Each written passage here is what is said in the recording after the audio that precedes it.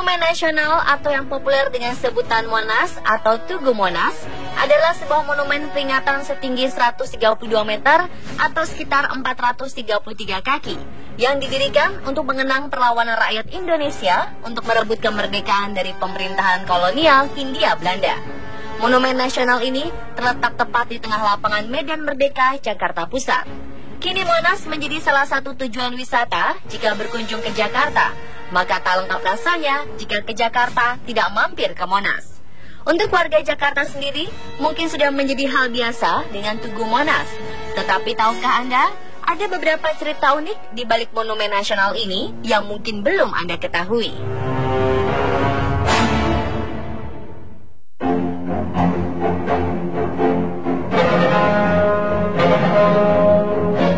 Menurut Wikipedia, pembangunan monumen ini dimulai pada tanggal 17 Agustus 1961 di bawah perintah Presiden Soekarno dan dibuka untuk umum pada tanggal 12 Juli 1975. Gagasan awal pembangunan Monas muncul setelah 9 tahun kemerdekaan diproklamasikan.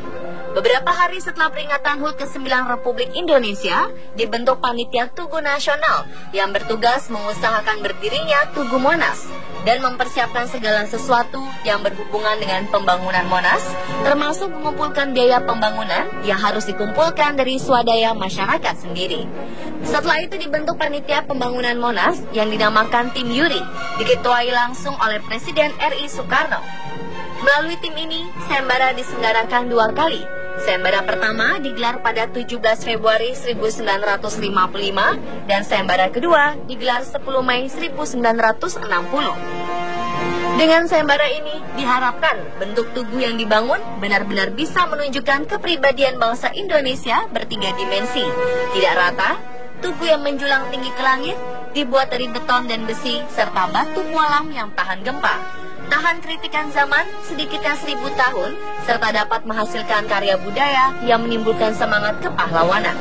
Dalam sayembara ini pun terdapat 5 kriteria yang memenuhi ketentuan yang dinamakan nasional. Menggambarkan dinamika dan berisi kepribadian Indonesia, serta mencerminkan cita-cita bangsa, melambangkan dan menggambarkan api yang berkobar di dalam dada bangsa Indonesia. Menggambarkan hal yang sebenarnya bergerak meski tersusun dari benda mati, dan tugu harus dibangun dari benda-benda yang tidak cepat berubah dan tahan berabad-abad. Namun 2 kali sayembara digelar, tidak ada rancangan yang memenuhi seluruh kriteria yang ditetapkan panitia. Akhirnya Ketua Tim Yuri menunjuk beberapa arsitek ternama, yaitu Sudarsono dan Insinyur Friedrich Silaban, untuk menggambar rencana Tugu Monas. Keduanya diminta membuat gambar masing-masing yang selanjutnya akan dipilih oleh Tim Yuri, dan Presiden Soekarno memilih gambar yang dibuat Sudarsono. Dalam rancangannya, Sudarsono mengemukakan landasan pemikiran yang mengakomodasi keinginan panitia. Sudarsono mengambil beberapa unsur saat proklamasi kemerdekaan Republik Indonesia mewujudkan revolusi nasional sedapat mungkin menerapkan pada dimensi arsitekturnya, yaitu angka 17, 8, dan 45 sebagai angka keramat hari proklamasi.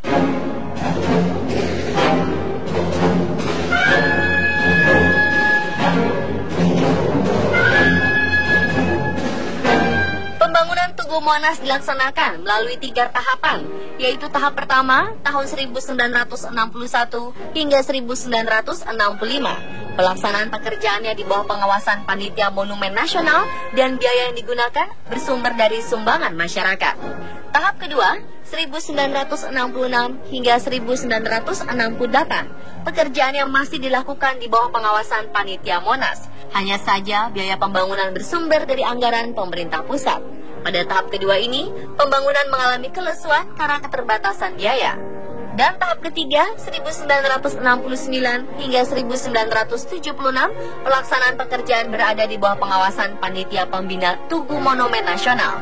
Dan biaya yang digunakan bersumber dari pemerintah pusat. Anggaran melalui Repelita dengan menggunakan daftar isian proyek.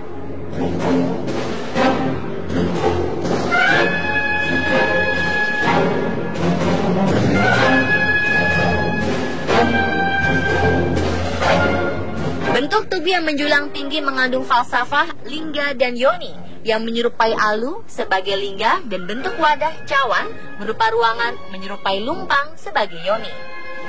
Lingga dan Yoni adalah simbol dari zaman dahulu yang menggambarkan kehidupan abadi. Lingga merupakan unsur positif dan Yoni merupakan unsur negatif. Seperti siang dan malam, laki-laki dan perempuan, baik dan buruk.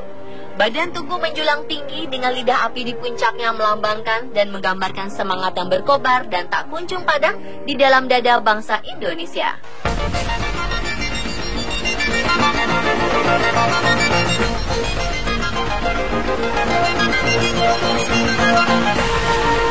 Emas di puncak Monas memiliki total seberat 38 kg. Namun 28 kilogramnya konon adalah pemberian seorang saudagar kaya raya asal Aceh bernama Teku Markam. Kabarnya emas itu diberikan oleh Teku Markam kala itu karena memang memiliki kedekatan dengan Presiden Soekarno. Dikabarkan Teku Markam mengalami nasib tragis di zaman Orde Baru karena tuduhan korupsi, yang pada akhirnya seluruh kekayaannya diambil alih pemerintah kala itu. Dan dikabarkan keluarga Teku Markam pun bertahan hidup karena belas kasihan koneksi-koneksi Teku Markam.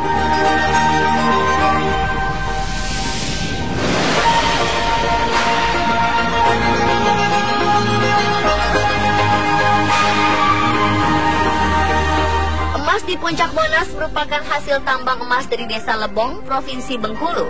Tambang emas ini disebut lubang kacamata karena pintu masuk tambang berupa dua lubang di tepi tebing yang berdekatan. Lebong Tandai pada masa penjajahan Belanda merupakan lokasi yang dipenuhi emas. Desa ini merupakan penyumbang besar ekspor emas perak Hindia Belanda dengan produksi ratusan ton emas dan perak selama 1896 hingga 1941. Namun kini, bahkan untuk menuju Lebong Tandai, orang akan mengalami kesulitan. Satu-satunya jalur transportasi rusak akibat longsor dalam beberapa hari terakhir. Sehingga perjalanan menuju desa ini membutuhkan waktu tidak kurang dari 9 jam.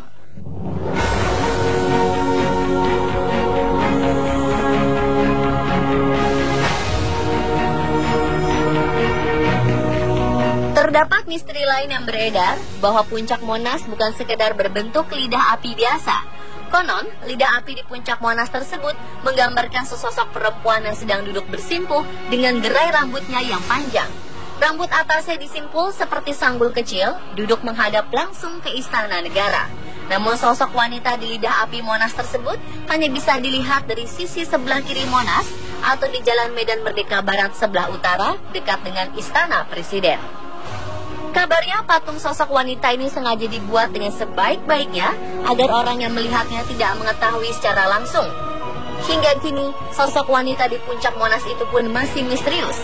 Siapa sebenarnya wanita yang diukir dalam puncak Monas itu?